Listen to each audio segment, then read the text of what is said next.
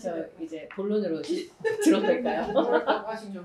너무 우리 책 얘기 좀 하시죠.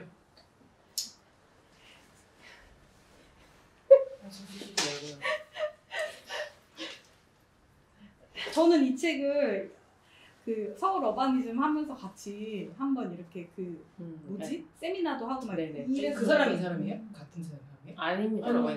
서울 어바니즘 이상원 교수님이고 그때 그 포럼을 같이 했던 분이 김성훈 교수님. 그래서 이 책.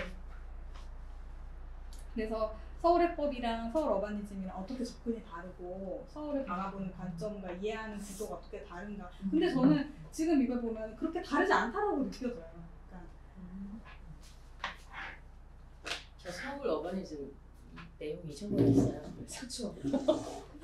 서울 어바니즘 우리 그때 녹음할 때 읽었던 거 아니죠?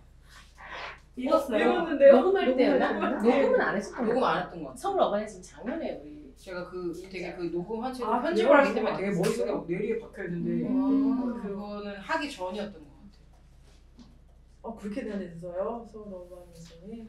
이상하다. 올해 초에 했던 것 같은데 왜냐면 책이 작년에 나올 때 나오고 바로 했었어요. 우리가 1월부터 했어요. 그러면 우리가 12월에 모임할 때 어바니즘 했으니까 맞아. 못했나 봐. 네, 새록새록 또 떠오르잖아요. 길 필지 뭐 이렇게 맞아요. 그래서 이렇게 9개의 키워드 나는 보도자료까지 썼으니까 기억이 난다. 그렇지. 9개의 키워드를 읽는 강남 얘기 뭐 이런 거. 슈퍼블럭이랑 맞아요. 근데 그런 개념의 모든 툴들이 사실은 저는 김성훈 교수님이 이제 그 모폴로지 연구하시면서 서울에 대한 연구를 아주 오랫동안 계속 해외에도 논문을 계속 실으면서 이 작업을 하셨었다고 인터뷰 때 기억이 나는데, 그러니까 이게 사실은 먼저는 영어로 썼던 논문들이고 이걸 다 우리말로 다시 바꾸고 체계화시켜서 이제 그 이전에 그 서울 건축 그 해법 나오기 전에 3권 있잖아요. 도시건축의 상상력이랑 이게 선도작의 그 책 건축 찾아왔답니다. 네 맞아요. 책장에서. 이게 첫 번째 책이었어요. 네. 이게 무슨 3부작이라면서요? 네. 도시건축 3부작. 이게 마지막인 거잖아요. 네. 그럼 이 책을 읽으면 제일 완성되는 건가요? 중독되는 근데, 아니면 세 개가 다른 책인가요? 저도 이 책을 되게 인상적으로 읽었었거든요. 이거 몇 년도에 나온 책이었죠? 한 10년? 이거 되게 됐어. 오래됐어요. 네. 이분이 쓴 책이 세 권밖에 없나요? 이거 책 되게 좋긴 하던데. 이거 2009년이에요. 정확히 이 책은 11년 지난 다음에 쓰신 거죠. 저 이 책을 인상적으로 읽고 김성훈 교수님의 다음 책을 계속 기다리긴 했었어요. 그런데 지금은 내가 이 책을 왜 아니요, 그 중간에 하나 있어요. 있어요. 중간에 뭔데요? 길보통이 길모퉁이 건축도 여기 있어. 그래서 이걸 길모퉁이 상상해서 건축 다음에 그걸 받았는데 그래서 그걸 읽으니까 뭔가 기대에 충족을 했어요? 오케이. 이건 따지자면 길모퉁이 건축 좋았던 것 같아. 이 책은 처음에 읽을 때 좀 되게 나락 한 사람 나락 보내기. 이거는 내보내야지. 여기 앞에 있네요. 여기 앞에 지인이 김성훈한테 세 권은 내용이 좀 달라요. 길모퉁이 건축 읽었는데 나 2011년. 뭐 역시 기억이 안 나고요. 서울해법도 2020년에 읽을 때는 아까 우리 약간 사전 토크 뭐라 그래요? 네. 독서 모임 시작하기 전에 한참 얘기할 때도 말씀드렸는데 좀 힘들다라고 생각을 하면서 읽었거든요. 읽기는 그래도 거의 마지막 챕터 빼고는 읽어놨더라고요. 기억은 이제 다시 읽으니까 기억이 새록새록 나긴 하는데 그때 이 책을 읽으면서 좀 혼란스러웠던 거 몇 가지는 읽다 보면 아마 이제 교수님이 많은 내용을 압축하면서 빠진 것 같기도 하고 아니면 이게 이 내용은 쓰긴 썼지만 뭐 별로 안 중요하니까 넘어가자 생각하면서 근거가 없는 문장들이 꽤 많이 있었어요. 앞부분에.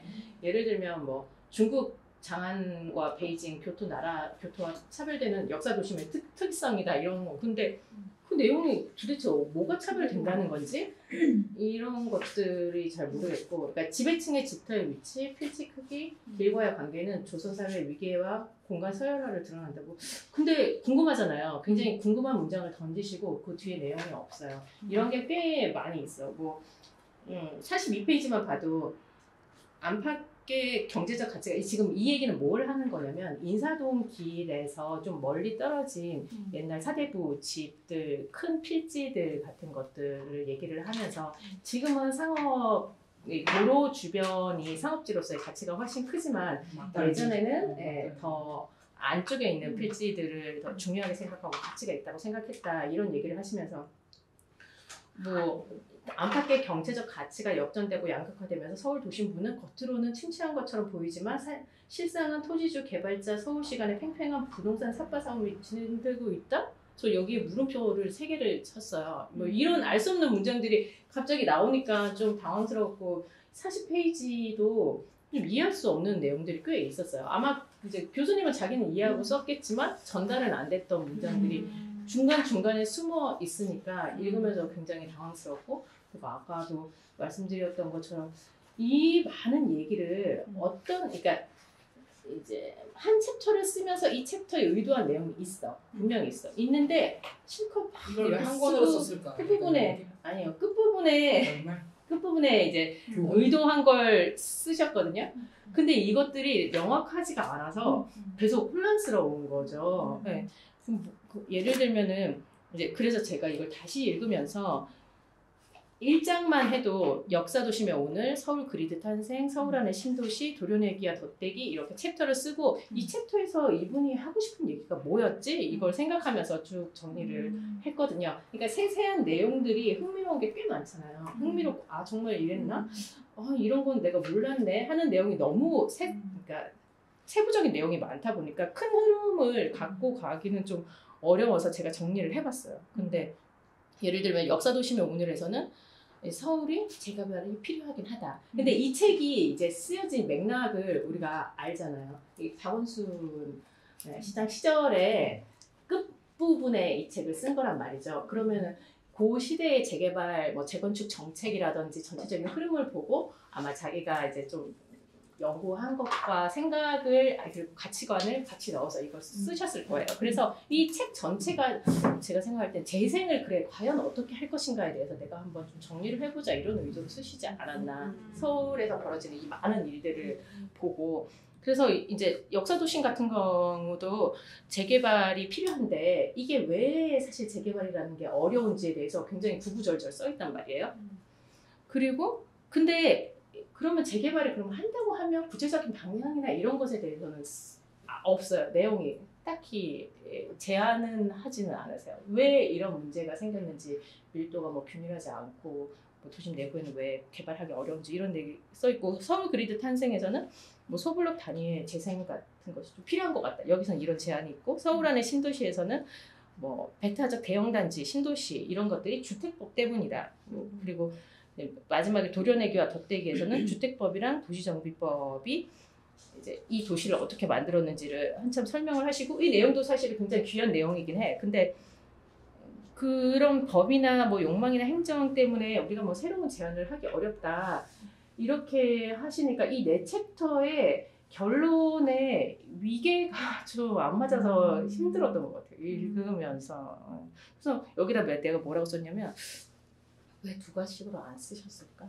이런 거 쓰고 소제목이 너무나 애매하고 이 독자가 이 책을 파악하는 데 있어서 도움이 하나도 안 되는 소제목이 조각보 뭐 이런 거예요. 시집은 아니잖아. 그래서 그리고 또 이 김성원 교수님의 머릿속에 그리는 게 뭔지는 알 듯 말 듯한데 정확하게 자기가 생각할 때 좋은 도시 아니면 뭐 잘 정비된 도시라는 것이 어떤 것인지를 명확하게 또 써주시지는 않은 것 같아요.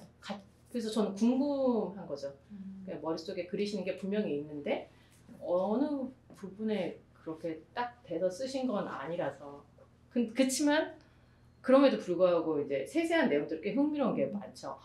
그래 맞아 라고 생각되는 제일 초반에 인상적이었던 거 뭐 산, 길, 물길, 공공건축물은 현대적으로 정의하면 도시 인프라이다. 뭐 한성에 대해서 얘기를 할 때 그런 것들이 좀 인상적이었고 그리고 이 책을 제일 처음에 읽었을 때 소문을 읽고 이제 방유님한테 전화해서 전 못 읽겠어요 막 이랬더니 그 소문 안 읽었어 이번에. 소문이 너무 정신이 하나도 없어. 저도 이가 감동했어요. 진짜 정말 교수님 너무 죄송한데요. 이거 서문이 서문부터 안 읽으면 뭐 문제 없는 책입니다. 네. 제 지금 그래요. 소문이 힘들었어. 여기 네. 나오긴 하네. 제가 너무 모르는 게 많구나. 아, 그래요? 하면서 되게 많이 압축돼서 그런 건지 아니면 제가 이렇게 집중해서 집중이 안 돼서 그런 건지 모르겠는데 그래서 진도가 좀 안 나와요. 그래서 이 책은 그냥 네. 이렇게는 읽을 수 없는 책이고 약간 1부, 2부, 3부 나눠놓고 내가 지금 어디쯤에 이렇게 위치하고 있는지를 약간 좀 좌표를 파악하면서 읽으면 괜찮고 네. 그래서 저는 문자를 다 써놓고 내가 지금 잘했어요. 어디쯤을 읽고 있는지를 쓰면서 약간 다이어그램처럼 그리면서 이제 안 그러면 내가 어느 부분에 어디를 읽고 있는지 파악이 안 되는 책이고 그 대신에 이 책은 중간에 펴서 아무 데나 읽어도 그냥 그거를 그냥 읽을 수 있는 책이었어요. 근데 그래서 이제 우리가 지난번에도 얘기했던 게 책이 꼭 여러 가지 정보가 있는데 그게 꼭 관통해야 되냐 관통하는 맥락이 없으면 그 책은 나쁜 책이가 좋은 책이가 뭐 이런 얘기를 했었는데 이 책은 당연히 그 지난주 책보다는 훨씬 저는 좋았고 근데 지금 내가 어디쯤에 머무르고 있는지를 파악하지 못하면 자꾸 길을 잃어버리는 책이긴 했어요. 맞아. 메모를 하거나 뭘 하면서 읽어야 되는 단순하지 책이긴 해요. 그 순간순간 지나가는 많은 어떤 그 전문 용어들이 내가 모르는 것들이 되게 많이 튀어나와서 가방 되게 그거 공부 많이 하신 분이더라고요. 그러니까 뭐 맞아요. 학식이 있으신 분이더라고요. 저 되게 좋아하는 챕터도 또 뒤에 있기는 한데 그리고 뒤에 갑자기 막 여기 앞에는 거의 1부는 진짜 그 서울이 어떻게 생겨나는 게 넷플릭스 다큐처럼 그리고 쓰다가 도시가 뒤에 쫙 펼쳐져 다른 얘기가 나와. 그 도맨준 나오는 드라마 뭐죠? 서울이 쫙 바뀌는 그 되게 짧은 네. 몇 초간의 영상이 있잖아요. 그것처럼 그 법에 의해서 한 50년 동안 바뀌는 게 쫙 그려져서 되게 정보 속으로 다큐로 정리하면 엄청 재밌겠네. 그렇죠. 이렇게 하다가 뒤에는 되게 이분의 학식과 철학과 막 이런 게 엄청 나타나고 본인이 건물을 도시를 카테고리화하는 게 이런 식으로 하는 거 아니에요? 본인이 뭔가 이렇게 뭐 이렇게 유형화하는 그런 과정. 본인의 머릿속에 있는 거를 그렇게 하는 것 같아요. 식민, 현재성, 모더니즘, 버네큘러 이런 말이잖아요. 그렇게 뭔가 학문으로서 생각하는 것과 결부돼서 이렇게 유형화하는 게 많은 것 같아요. 용적률 게임이 이분이 만든 거예요? 네, 그 전시 네, 맞아요. 프린팅할 그 때 얘기 꽤 많이 나와요. 그걸 그렇게 많이 쓰는데 여기서 나왔는지 몰라요. 네, 밀도는 용적률에 대해서 나오고 구성은 그래서 안 쓰면서 보기에는 되게 힘든 책이다. 그 서문도 그래서 서문도 좀 읽다가 그 비슷한 생각했던 것 같아요. 근데 1, 2, 3, 4부는 다 쓰고 이걸 쓴 거니까 서문은 다 책을 쓴 다음에 쓴 거니까 다 쓴 다음에 1부는 이거에 대해서 얘기하고 2부는 이거에 대해 얘기하고 3부는 이거에 대해 막 요약해서 얘기하잖아요. 그러니까 처음에 너무 숨이 막혔어. 그렇게 하는 것 같아요. 그래서 이렇게 해놓고 그래 나중에 팩트 체크를 해보자 하면서 이제 뒤로 읽고 조금 낫지 않았을까. 다시 읽으니까 새로웠어요. 저 궁금한 부분도 꽤 있어요. 그래서 한번 물어봐야지. 나는 이해 못했지만 누군가는 이해했을 것 같아서. 어떻게? 다른 분들 1, 2, 3, 4부 어쨌든 전반적인 얘기. 전반적인 얘기, 감상을 얘기를 해주시고. 저번에 되게 많단 말이야. 네. 말씀하신 부분이 저는 그러니까 본인이 정리해서 단어들을 던지시는데 걔를 그러니까 앞에 이제 그 근거를 얘기할 때 막 법규나 뭐나 되게 체계적으로 얘기한 거에 비해서 본인이 뭔가 던지는 단어들에 대한 설명이 정리가 깔끔하게 안 된 채로 그러니까 본인은 머릿속에 막 정리하자고 안 하시는데 친절해. 그 보기가 맞아요. 그러니까 이제 그래서 앞에서 얘기한 거랑 그래서 요거랑을 딱 이게 잘 안 되니까 뭐 그래서 맞게 읽은 건가 막 이렇게 자꾸 가는 지점들이 있어서 조금 그런 건 있긴 한데 근데 말씀하신 대로 어쨌든 그러니까 앞에 근거들 그러니까 약간 구분해서 보면 될 것 같아요. 앞에랑 하면 근데 앞에 근거들은 잘 살피자는 법, 제도, 정책 이런 것들을 이렇게 한 번에 압축해가지고 어쨌든 저는 한번 훑어주니까 되게 좋긴 봤어요.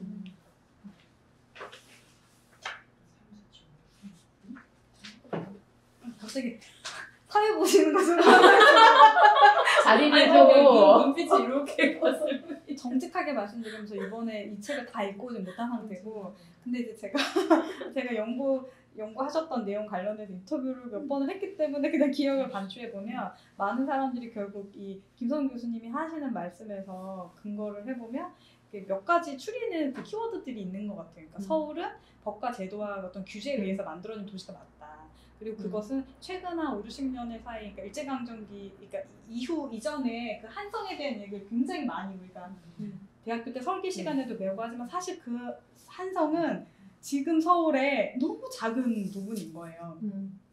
4대문 안에 딱 요만큼 있잖아요. 그러니까 그 바깥의 논리를 설명하기 위해서는 50년, 60년 전에 그 일제강점기 이후에 그 생겨난 모든 그 도시계획법에 의해서 만들어진 도시의 그 형성 과정을 봐야 하고 그러니까 이 도시를 만든 그 법과 제도에 대해서 사실은 건축가들이 크게 관심이 없고 무지한 부분이 많다. 이 게임의 장 안에 들어가려면 그 법과 제도와 규제가 어떤 식으로 이 장이 작동하고 있는지를 이해해야 된다라는 것이 이제 하나의 문제가 있었던 것 같아요. 그걸 모르니까 우리가 서울이 어떻게 만들어졌는지도 모르고 설계에 들어가서 내가 어떤 한 점을 가지고 건축을 하려고 할 때 이 안에 작동하는 논리를 알아야 되는데 그냥 뭐 조형적인 내 건물만 딱 생각하고 하면 안 된다는 거죠. 뭐 몇 가지 법들만 지키면 되지라고 생각하는 수준의 접근이 아니라는 거예요. 왜냐하면 건축가는 공공성을 가지고 건축을 통해 사회에 대변하는 한 그 역할을 하는 사회적인 역할이 있잖아요. 그러니까 그 어떤 통일된 인면, 통일된 어떤 건축의 모습, 도시가 나아가야 할 방향을 생각하는 건축가라면 그런 관점을 가져야 한다는 거죠. 그러니까 그래서 뒷부분에 가면 교육에 대한 얘기도 나오는데 이런 교육이 학교 때부터 이루어져서 학교 때부터 그걸 고민하면서 설계할 수 있게 가르쳐줘야 한다는 게 이분의 큰 어떤 아이디어 중에 하나였던 것 같고 그래서 생각할 때 사실 건축가가 뛰어들 수 있는 이 장의 영역은 거대한 블록을 단지를 가지고 아파트 단지를 세우면 이거는 못해. 우리는 할 수 없어. 근데 일부 건축가들은 하겠죠. 뭐 그 아파트 회사 들어간다면.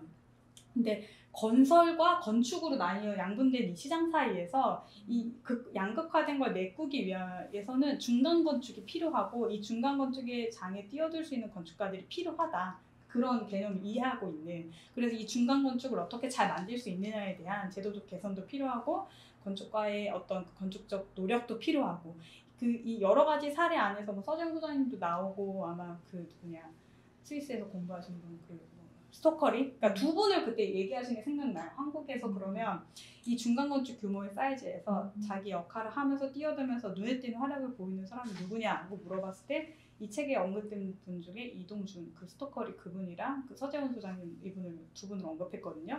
자기만의 어떤 그 모더니즘에서 벗어난 혹은 우리의 이전 세대들이 뭐 전통 논쟁이고 막 이런 데서 이제 벗어나서 자기 건축의 어떤 지금 현실에 딱 착한 그런 건축적 어휘를 이런 그 법규에 이런 것들을 고민하면서 하고 있는 그 좋은 사례를 두 분도 언급했었고 그 중간 건축의 장에서 우리가 어떻게 그런 파이트 할 수 있느냐 이게 사실은 이 서울해법이 서울에 제시하고 있는 해법의 어떤 그 기준이 하나다. 이 생각이 이 책을 인터뷰하면서 했던 기억이 나요. 그러니까 결론적으로 저는 이 책을 보면서 진짜 오래 걸렸거든요. 이해하는데 왜냐면 내가 법을 너무 몰라. 그래서 뭐 그때 그 정림에서도 같이 이야기할 때 그러니까 그 논문 읽은 거 아니에요? 이렇게 법별로 조사한? 이 논문 기반으로 쓴 거 아니에요? 맞아요. 있을 것 같아요. 논문들을 다 모아서 그러니까 쓰신 그거를 책이에요. 한 줄 한 줄 넣으니까 너무 따라가기가 너무 힘들어. 그러니까 결국 자기가 생각할 때 그러니까 이 유형화하고 모플로지를 계속 그 이해할 수 있는 접근법을 계속 연구하신 편이거든요. 그러니까 상업시설에 대한 연구도 계속 오래 하셨고 상업시설 그 가루면에 간판 연구를 오래 하셨었어요.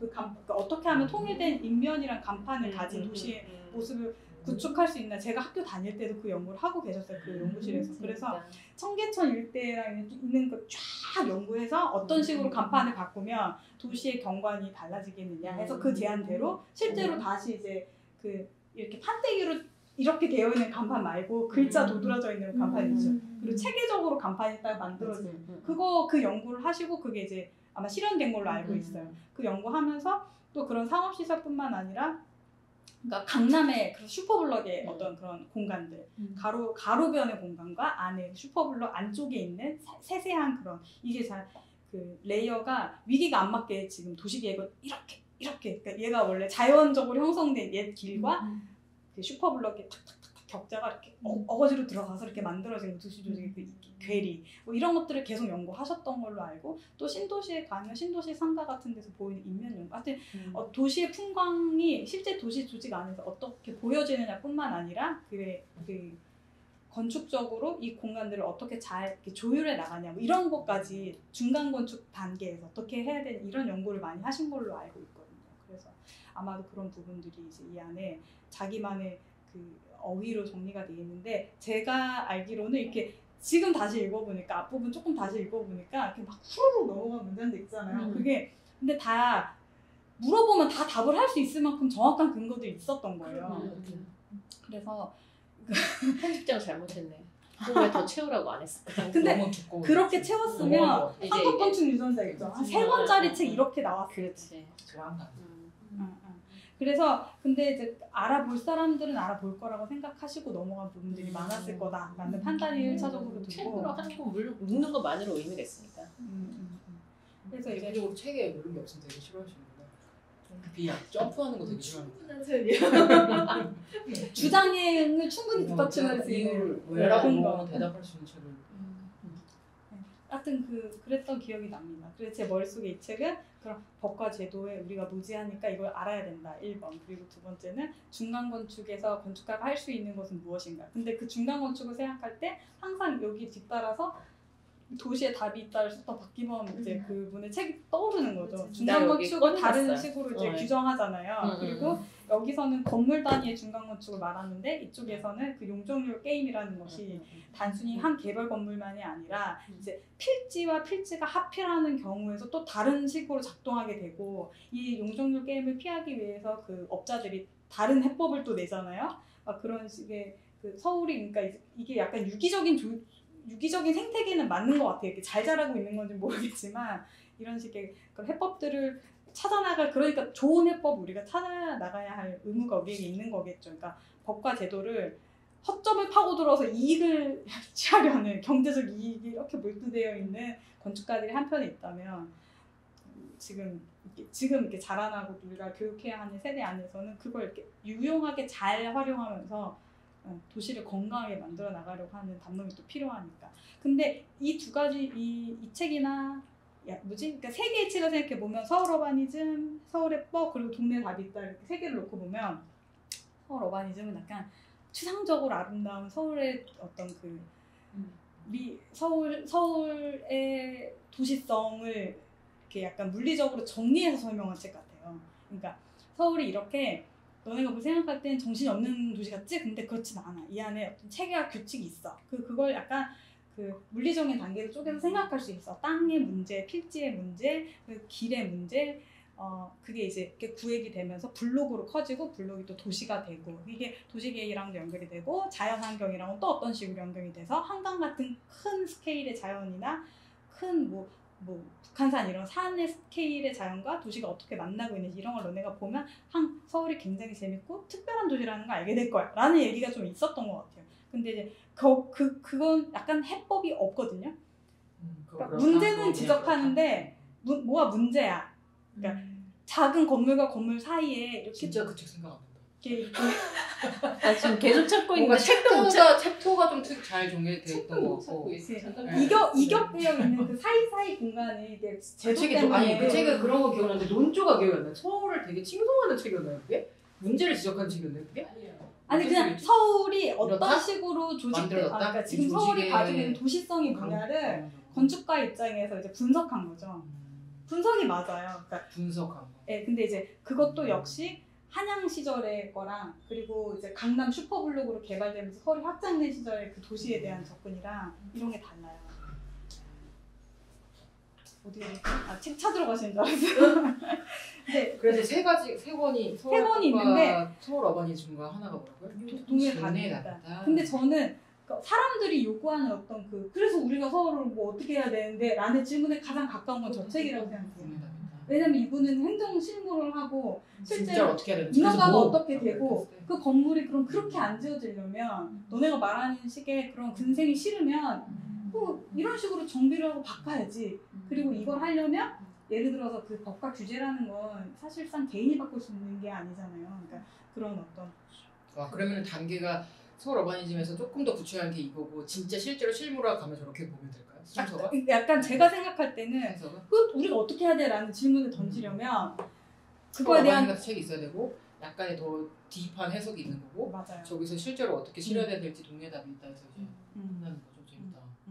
그러니까 이 세 권의 책을 저는 한번 같이 놓고 이렇게 같은 부분을 어떤 식으로 다르게 서술하는지 뭐 이런 것도 사실 비교해보면 되게 재밌겠다고 생각은 했어요. 그리고 이 세 분이 다 이제 다 서로가 학자적으로 연말에 할까요? 다음 달에? 네? 서울 어바니즘 까먹었으니까 거창한 프로젝트를 제가 지원님이 불을 당기시는데 우리 강 기자님 제안을 해주셨는데 네. 중요한 얘기가 하나 들어봤는데 서울 어바니즘은 그냥 분석하는 거, 문제를 던지는 거고 이게 조금 더 이제 깊이 들어가는 거예요. 실제로 조금 더 해석이 있고 해법을 약간 제시한 거고 큰 바운더리에서. 네. 그리고 저거는 진짜로 실무에서 어떻게 해야 될지가 나와 있는 책이래요. 3단계로. 실무적이라기보다는 프로세스로 보면 네, 그래서요. 프로세스로 보면 그래서 이 세 개를 놓고 이 세 개가 어떻게 같은 문제를 다루고 있는지 한번 비교해 보자. 저는 지금 저도 이 책을 동시에 생각했고 지금 꺼내놨잖아요. 근데 이렇게 생각했어요. 이 서울해법이나 서울 어머니즘이 가지고 있는 공통된 시각은 있어요. 서울을 맞아요. 되게 조형적으로 봐요. 물리적 실체를 보는 거죠. 물리적인 실체고 그리고 심지어 이 마음 속에는 이 글 뉘앙스에는 서울은 왜 단정하지가 않지? 왜 기하학적으로 정돈되어 있지 않지? 왜 이렇게 정신사납게 모든 것이 막 역사도심을 얘기할 때도 그러잖아요. 여기서 그거 비판하지 않아요? 그- 유럽에서의 비유럽을 바라보는 시각이라고 이렇게 얘기하잖아요. 근데 이제 그죠? 음. 근데 이제 그래야 된다 저래야 된다를 떠나서 서울을 판단하거나 물리적으로 평가하는 것 자체가 이제 그 서울의 그렇잖아요. 뭐 블록 크기도 그렇고 그 안에 건축물 뭐 용적률도 마찬가지지. 네. 그런 걸 얘기하고 있고 이 중간 건축 그러니까 동네에 답이 있다라는 책을 제가 굉장히 좋아하고 정말 인상 깊게 읽었던 이유는 이 저자가 이제 중간 건축에 대해서 얘기를 하면서 이것의 효용에 대해서 얘기를 했다는 게 전 제일 인상적이었어요. 사회적으로 이것이 필요한 이유는 이런 주거가 필요한 사람들이 있다.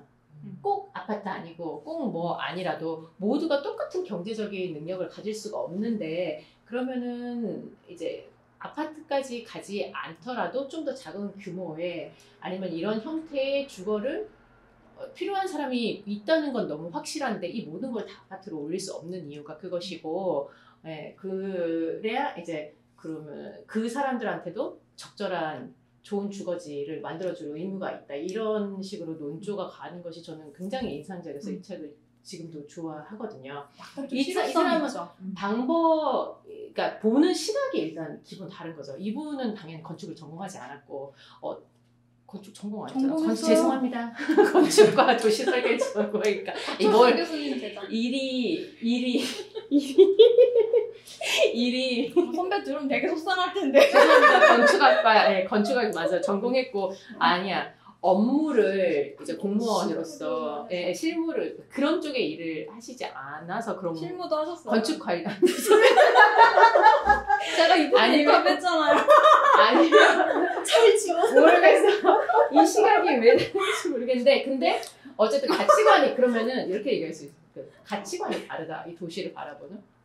아니 아까 지혜님이 얘기한 것 중에 이거를 필요로 하는 사람이 있고 거기에 대한 답을 그러니까. 줬다. 그게 근데 이제 우리 건축가들은 그런 생각 잘 하지 않거든요. 근데 그거 되게 중요한 발견인 게 왜냐면 사실은 서울이 망가진 게 여러 이유가 있겠지만 그 중에 하나는 대규모 아파트 단지 개발, 그러니까 주택 공급의 문제가 굉장히 크다고 생각해요. 맞아요. 영동 개발도 사실은 주택 개발을 위해서 내가 집 지어줄게 막 이러면서 막 불도저로 싹 밀어서 일률적으로 땅값을 다 올리고 LH가 부자가 되고 막 이런 그 LH가 부자가 되는 게 아니지. 다 이렇게 비정상적인 방식으로 부동산이 이렇게 붐업을 했기 때문에 결국 서울 안에서도 좋은 공간, 그러니까 좋은 공공 공간을 뭐 센트럴파크 같은 막 이런 걸 만들어서 이제 도시가 발전하는 게 아니라 진짜 그런 아파트 단지식의 그런 대규모 개발들을 계속 해가면서 또 묻고 이렇게 하잖아요. 그러니까 영동 개발할 때는 일시적으로 한꺼번에 했으니까 둔촌 뭐 이런 뭐 저기 뭐 고덕동에도 있고 뭐 잠실도 있고 반포도 있고 이런 식의 대규모 단지들을 톡톡톡 만들었지만 그걸로 다 커버가 그 땅을 다 사들여서 토지구획 정리하듯이 땅을 다 살 수 없었던 경우에는 결국 서울시에서 지정을 하고 재개발이 필요한 단지라고 지정을 하고 그곳을 알아서 이제 사업자들이 이제 조합을 형성하게 하고 그 조합을 형성한 다음에 건설사가 비딩해가지고 들어가서 사업을 따게 하고 그래서 엄청난 물량을 투입해서 땅을 싹 갈아엎어서 아파트를 공급하는. 그러니까 서울에서 굉장히 큰 문제로 지적하는 것이 주택의 문제가 큰 포션을 차지한다면 그 주거의 관점에서 볼 때 이 책은 굉장히 유의미한 책이라는 판단이 들어요. 그 말씀하신 부분이 왜냐면 결국 서울이 뭐 다양하고 뭐 홍대 이런 건 진짜 극히 일부분에 불과하잖아요. 상업적인 그런 건물들이 막 이렇게 이렇게 도열되어 있는 뭐 익선동, 뭐 종로 이런 거 사실 전체 면적에서 극히 일부잖아요. 그러니까 주요 대로변일 뿐이고 그 안에 실피추처럼 들어가 있는 주거 공간에 대한 해법을 찾을 수 있는 실마리를 박기본 저자가 이제 전달해주고 있는 이 지점은 굉장히 시사점이 크다. 그리고 그게 공공 건물이 아니라 개인들이 살고 있는 주거 건물이기 때문에 더더욱 그렇다는 생각이 들어요. 그러니까 폭력적인 개발 방식이 아니에요. 근데 그래서 그러니까 이 그 세 권의 책의 차이점은 그건 것 같아요. 얘가 뭐 구체적인 해법을 준 것도 그런 내용을 쓴 것도 있지만 왜 이게 필요한가가 나오니까 사람들은 아 이거 이제 해법을 받았다 아니면 여기서 해법을 제안했다라고 느끼는 것일 수도 있지 않나. 그래 맞아 중간주택이 필요하긴 필요해. 얘가 없어지면 안 되지. 사실 그전에는 다들 아 빌라촌보다 아파트가 훨씬 돈이 되는데 빌라촌 다 밀어서 아파트 지어야 되지 않나 왜 안 지어? 그걸 왜 못하게 하는 거야? 라고 생각하는 사람 분명히 있는데 그분이 이제 이분이거든요. 이 책의 도시의 재구성인데 이 책의 많은 부분을 저는 전혀 동의하지는 않았는데 어떤 의미에서 이 책에 의미가 있냐면 그 당시에 우리 잠깐만 재개발 스톱하자, 재건축 스톱하자라고 했을 때의 그 상황에서 이제 기자가 취재를 해서 일반 사람들이 생각할 수 있는 아니 이걸 왜 안 해? 경제적 논리에 하나도 안 맞는 거 아니야? 왜 자꾸 공동체를 말해? 뭐 이런 것들을 굉장히 그러니까 막 길게 생각하고 연구해서 쓴 것이 아니라 그때 순발력 있게 써낸 글이에요. 그러다 보니까 예, 그렇죠. 근데 깊이가 있다거나 100% 동의할 수는 없지만 그래 사람들이 이런 생각 충분히 할 수 있었겠다라는 생각을 할 수 있는 글이 모여 있거든요. 그래서 저는 이 책 같이 읽지 않았어요. 네, 맞아요. 네. 기억이 안 나. 동의하지는 않지만 그런 시각을 보여준다는 점에서 의미는 있는 책이다라고 생각을 하는데 이 책에 대한 이제 국내에 답이 있다라고 저는 생각을 해요. 네. 그래서 여기서는 그런 내용이 나오거든요.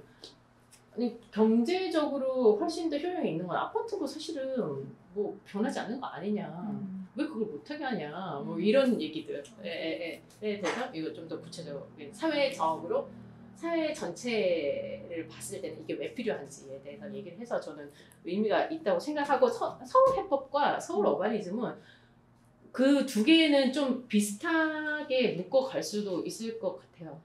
좀 학술적으로 접근하는 거죠. 그리고 이제 내용이나 보는 시각이나 관점도 물리적인 것 아니면 형태 그리고 앞에 이제 서울 역사 교심이 점프를 진짜. 네. 서울 어바니즘에서 여기로 갔다가 동네 답이 들어오면 여기랑 여기랑 좀 갭이 크긴 한데 갭이 조금 그런데 아마도 중간 건축을 다룬 한 부분에서 이렇게 떨어져 나가서 이렇게 커질 그렇죠. 이 얘기를 보고 이제 영감을 얻어서 요걸 쓸 수는 있을 것 같아요. 네. 그래서 중간 건축이란 말을 여기서 언급하면서 자기는 이걸 중간 주택이라고 부르겠다라고 정의를 하거든요. 정확히 주택에 대해서 말하는 거잖아. 그리고 근데 이렇게도 얘기하지 않나요? 중간 건축의 그 규모에 대해서도 얘기하지만 이 책에서 뭐 상위 1%가 한 건축가 우리가 진짜 건축할 때 그래서 하는 거랑 뭐 피라미드를 보자면 맨 밑에 대부분이 하는 그 직장사가 하는 건축가 그 사이를 중간 건축이라고 여기서 정의 한번 하지 않나요? 이 책 아닌가요?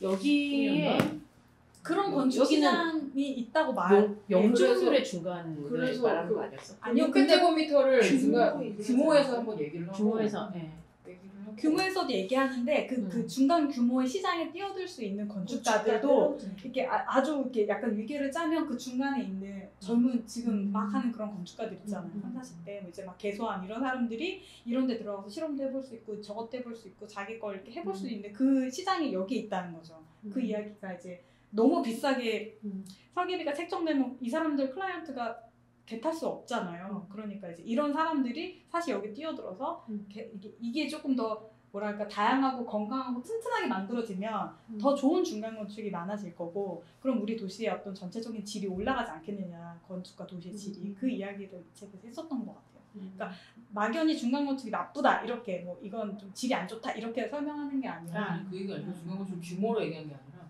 그 건축가가 얘기하는 작품의 세계 1%의 작품의 세계가 있고 완전 그 바닥을 차지하는 저 건축 투자사 만드는 게 있고 그 중간이 중간 건축이라 그래서 중간 건축의 품격을 올리자 그렇게 얘기했던 것 같은데 그게 그런 약간의 그런 지금 건축판에 뛰어들려는 그런 건축가들이 한다는 중간 건축이라는 얘기가 여기 나오나요? 그 생각 안 해요 기자님? 생각이 되게 나요? 제가 인터뷰했을 때 그렇게 이 말씀하셨거든요. 분이 그렇게 말했다고. 왜냐면 김성 나는 교수님 조선거를 거를 나는 이 책을 읽으면서 중간 건축에 대해서 딱 그 두 개를 캐치했는데 그 전혀 뭔가 뭔 내용인 건지 해서. 제가 그럼 이 책에 없는 내용인데 기억이 나서 말씀드렸는데 근데 저랑 인터뷰할 때 정확하게 그렇게 얘기하셨었어요. 그래서 이런 그러니까 이런 사람들을 그래서 양성을 할 때 아예 학교에서부터 가르쳐야 된다고. 그러면 그분이 그렇게 생각한다는 거는 난 이 책을 완전 다른 내용이라고 생각하는데 그런 거는 약간 조선 건축가가 중간 건축가 그래요? 한국말 진짜 쓸 단어 없다 이런 생각이 중간이라는 단어만큼 애매하고 이런 건물을 짓는 저런 건물을 짓는 그런 것들이 전반적으로 이제 우리가 미의 수준이 올라가는 것처럼 문화적인 수준이 올라가는 것처럼 올라가야 된다. 우리 무슨 책 보고 그 얘기했죠? 건축가가 도시를 얘기하거나 논의하면은 형태적인 것만 말한다고 그 부분에서 되게 좋아하면서 그때 발언 많이 하셨잖아요. 맞다고. 그런 얘기. 지난주 아니요. 대도시 그거 하면서 얘기하지 않나? 무슨 도시책을 읽으면서 건축가들은 그 안에 시스템이라든지 이런 걸 얘기한다기보다 이 조형적으로 하늘에서 봤을 때 이런 것들이 어떻게 더 아름다운가 이런 것들을 논의하는 바보들이라면서 나온 책이 있었어요. 그래서 그 건축가가 그 제인제이콥스 나왔던 제인제이콥스 나왔던 어떤 얘기였던 것 같아요. 그렇게 시각적인 거에 한다 얘기했는데 이것도 어떻게 보면 건축가가 약간 도시를 바라봐서 그런 물리적인 거에 초점해서 얘기한 거 저는 그 얘기를 아닐까? 하고 싶은 거예요. 네. 이 책도 그렇고 이제 서울 어바니즘도 그렇고 형태나 물리적인 거 아름다운 건축 그리고 그 교육 잘 받은 건축가가 에너지를 많이 써서 한 그 건축물이 왜 더 많아지지 않나 뭐 이런 것들 전부 다 이제 물리적인 얘기인데 저는 그러면 이 책은 이 책대로 다 가치가 있고 의미가 있고 제가 몇 달 전부터 계속 생각한 게 그러면 가치나 방향성을 얘기하는 도시책이 있으면 좋겠다. 가치나 방향, 동네에 답이 있다는 그런 내용이 있거든요. 가치와 방향성이 있어. 이분이 생각하는 좋은 도시라는 게 뭔지를 이 책을 읽으면 알 수 있어요. 이 책은 확실히. 근데 서울 해법이나 이제 서울 어바니즘은 분석이지. 근데 분석을 하면서도 분명히 이분들이 생각하는 게 내용이 있을 거거든요. 근데 그걸 명확하게 명확하게 진짜 그냥 그 말 한마디로 되고 건축봉을 빼고 들으라고. 진짜 건축봉이 있어. 그래서 뭐 이제 이 내용이 굉장히 당황스러운 게 예를 들면 주택법 때문에 그 메인 도로들이 가운데를 둘러간다, 가로질러 갈 수 없다 이런 내용을 하거든요. 왜 가로질러 가지 못하는 것이 문제가 되느냐에 대해서는 그렇게 자세한 내용은 없단 말이에요. 그러니까 자기의 가치관은 분명히 명확하게 있지만 그 가치관에 대한 설명이라든지 나는 이런 도시가 좋다고 생각하기 때문에 이런 게 없어. 그러니까 굉장히 중요한 영혼이 없는 느낌인 거죠. 근데 사실은 우리들조차도 그렇게 건축 논의를 휩쓸려 가면서 하고 있지 않나. 자기가 생각했을 때 진짜 좋은 도시는 어떤 거기 때문에 내가 생각할 때 이런 제안은 맞지 않고 이런 제안은 훨씬 더 설득력 있게 느껴진다. 이렇게 생각을 못하는 거예요. 이 책 읽을 때 어떤 생각을 했냐면 이 사람이 어디는 밀도가 되게 좀 밀도가 문제다 뭐 이런 얘기를 하는데 그러면은 괜찮은 도시 이 사람이 겪었거나 아니면 공부하면서 그러니까. 왜 그게 문제가 되냐고. 모델이 되는 어떤 게 있으면 보고 비교 대상이 있으면은 우리가 좋구나 가서 경험해 보면도 좋고 그래서 그런 거를 좀 제시를 하는 것도 좋지 않았을까 이런 생각이 드는데 그런 것까지 제가 읽은데 저도 잘 못 읽었거든요. 읽은 데까지에서는 없었고 그냥 비교만 하는 거예요. 예를 들어 저는 여기서 되게 인상 깊었던 게 맨하탄하고 강남하고 비교한 되게 인상 깊었거든요. 되게 엄청 차이가 나잖아요. 그래가지고 되게 막 다를 것 같고 이제 여기서 얘기하는 건 그리드가 있어야지 뭔가 확장성이 있고 변화에 대응할 수 있다. 이렇게 얘기했는데 한번 아파트 같은 단지가 딱 구획이 되면 그 다음에 변화를 할 수가 없다. 그래가지고 막 그리드에 대한 얘기도 하고 그러잖아요. 그래서 그러면은 그래서 막 어떻게 그리드를 적용해야 된다는 얘기인가? 그러면 어떤 게 좀 괜찮게 변화되고 발전되는 이상적인 상태 보정될 수는 없겠지만 지금 상태에서 이 정도 참 좋다라고 하는 게 같이 얘기가 되면 근데 그건 어떻게 해서 나빠 그러면 서로 또 그거를 비판적인 게 또 새로운 게 생성돼서 더 좋은 게 어떤 건지 얘기할 수 있을 텐데 비판은 하는데 어쨌든 뭐 어떤 게 좋은 거야라는 얘기는 없더라고요. 그게 좀 특이했고 그리고 앞에 우리 읽었던 좋고 나쁜 게 없는 거 아니야 도시에 사실은? 도시에 좋고 나쁜 게 있죠. 좋고 왜냐면 뭐가 문제야. 나쁨을- 문제라는 건 그거 이미 틀린 거잖아. 아, 그러니까요. 저는 그리드를 봤을 때랑 서울을 봤을 때랑 그리드가 있어서 확장성이 있다라고 얘기하는 게 우리가 확장성이라는 건 무조건 좋은 가치인가? 그러니까 저는 그래서 네. 그러니까 이 네. 책에 대해서 우리가 제기할 수 있는 문제 제기는 그런 거죠. 네. 이분이 뭔가를 비교를 하고 얘기를 했을 때는 자기 머릿속에는 이걸 기준이 있는 거죠. 근데 그걸 어디에도 드러내지 않았는데 사실은 스스로 이분이 정리가 됐을까? 저는 그게 아니라고 생각하고 이분이 공부를 많이 했잖아요. 그러니까 좋다고 생각하는 책들이나 그런 데에서 여기선 이런 의견이 나왔을 때 이게 이제 되게 여기선 이 얘기가 맞으니까 이 부분에 대한 얘기는 맞으니까 근데 거기 그렇게 하고 근데 전체를 자기만의 저걸로 꿰을 수 있는 어떤 그런 거는 이제 갖지 못하는 거 너무 도시에 대한 연구가 방대하고 힘드니까 그런 게 아닐까 약간 그런 생각이 예를 들고 들면 서울 말씀.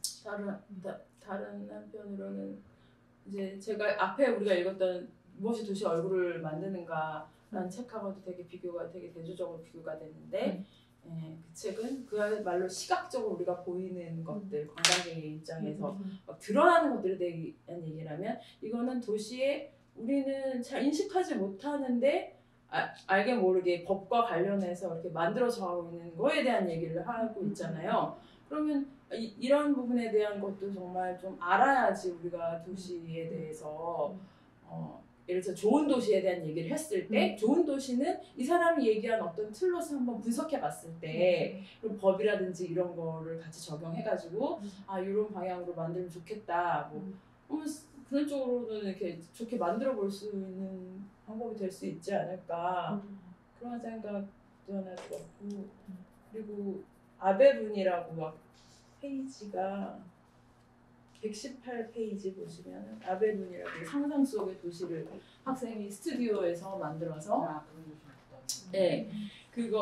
그 다양한 나라의 건축법들을 이제 분석해가지고 적용해서 할 수 있는 코드를 뽑아가지고 가상 도시에다가 뭐 이렇게 뭘 만들어 봤다고 하는 스튜디오 수업이 있었다고 했잖아요.